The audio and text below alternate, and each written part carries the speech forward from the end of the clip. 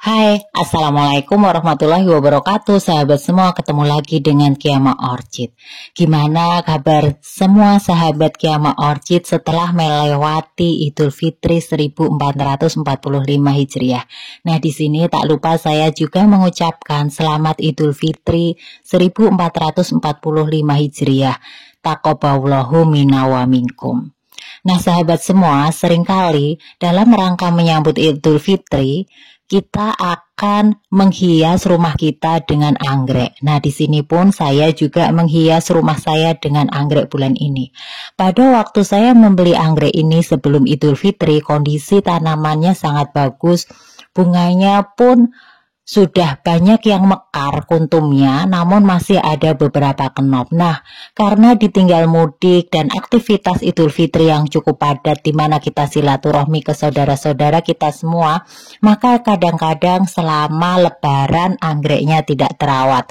Kadang-kadang pun lupa anggreknya ditaruh di tempat yang teduh. Biasanya ditaruh indoor kemudian ditinggal kemana-mana.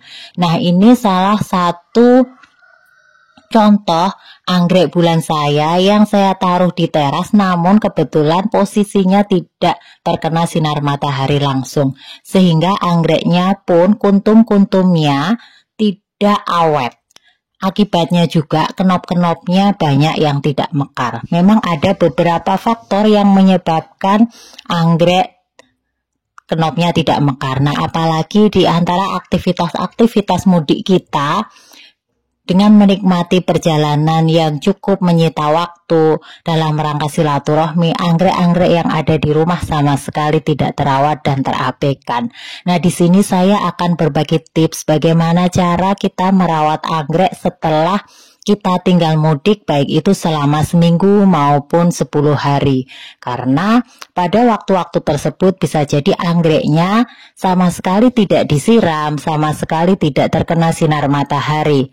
Apalagi yang cuaca di daerahnya sangat panas. Walaupun tempat-tempat yang kita kunjungi tentu saja kondisi cuacanya tidak terduga. Nah, ini akibatnya beberapa anggrek yang saat ditinggal mudik, tahu-tahu yang harapannya pada waktu kita pulang kenop-kenopnya itu dapat mekar dengan baik, ternyata kenop-kenopnya malah menunjukkan layu, mengering, sehingga kenopnya tidak segar lagi.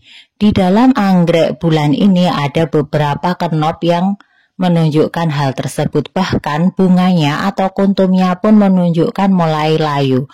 Padahal pada kondisi ideal untuk anggrek bulan ini bisa tahan sampai 3 bulan untuk bunganya. Namun, nah ini ternyata ada beberapa kenop yang gagal mekar. Nah, untuk perawatan yang saya akan bagikan di sini adalah karena ini kemarin terlalu teduh tempatnya sehingga tidak mendapatkan sinar matahari. Padahal kalau dilihat tanamannya daunnya ini masih hijau segar. Namun karena proses fotosintesis tidak maksimal sehingga tanaman ini perlu kita taruh di tempat yang mendapatkan sinar matahari. Nah, ini posisi di pagi hari. Anggreknya kita pindahkan ke tempat yang mendapatkan sinar matahari. Ini kita jemur sekitar 1-2 jam dengan sinar matahari sebelum jam 9 pagi agar dari anggrek bulan ini dapat melaksanakan fotosintesis dengan baik sehingga nutrisi-nutrisi yang dibutuhkan anggrek bulan dapat terserap dengan maksimal. Nah, ini untuk kondisi bunganya, dan ini tempatnya tidak terlalu terik karena memang masih pagi hari. Nah, seperti ini ya sahabat semua. Ini bisa dilakukan untuk semua jenis anggrek. Nah, di sini setelah hal tersebut, setelah dijemur, saya juga akan menggunakan fungibakter dan vitamin B1 yang berfungsi agar tanaman anggreknya tidak terkena bakteri, tidak terkena fungi. Kemudian untuk vitamin B1-nya adalah agar tanamannya lebih mudah tumbuh, tidak gampang stres. Kemudian caranya pun cukup mudah, kita gunakan sesuai dosis yang tertera pada kemasan. Nah, di sini saya menggunakan sprayer yang berukuran 8 liter, sehingga saya menggunakan Vitamin B1 hampir 1 sendok makan penuh ya, kita kira-kira. Kemudian kita tambahkan airnya sampai 8 liter. Kemudian untuk fungibakter bisa kita gunakan secara bersamaan dengan vitamin B1-nya, bisa juga kita gunakan secara terpisah. Nah, yang perlu sahabat semua perhatikan adalah dosisnya kita sesuaikan dengan yang tertera pada kemasan. Kemudian untuk mereknya sendiri bisa disesuaikan dengan merek-merek yang ada di sekitar rumah sahabat semua maupun yang ada di sekitar toko pertanian di lingkungan sahabat semua. Nah, apabila sudah mencapai 8 liter, kemudian kita pompa sprayernya agar pada waktu kita semprotkan dapat menyemprot secara maksimal.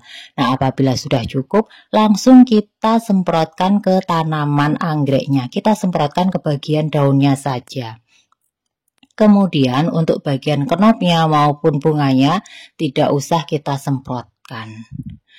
Untuk kenop dan bunga hanya bisa terkena misalnya seperti insektisida, itu bisa kita semprotkan ke bagian kenopnya, kemudian spike-nya. Kemudian kalau untuk pupuk memang sebaiknya hanya pada tanamannya saja, tidak sampai ke kenopnya maupun kuntum bunganya agar bunganya lebih awet.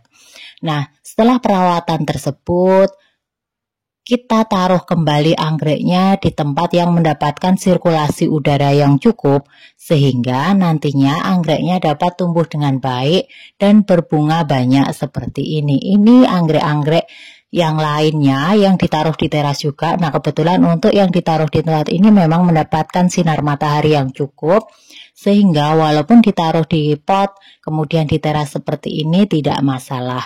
Kita lihat pertumbuhan anggreknya, anggrek bulannya sangat baik dan muncul berbagai kenop.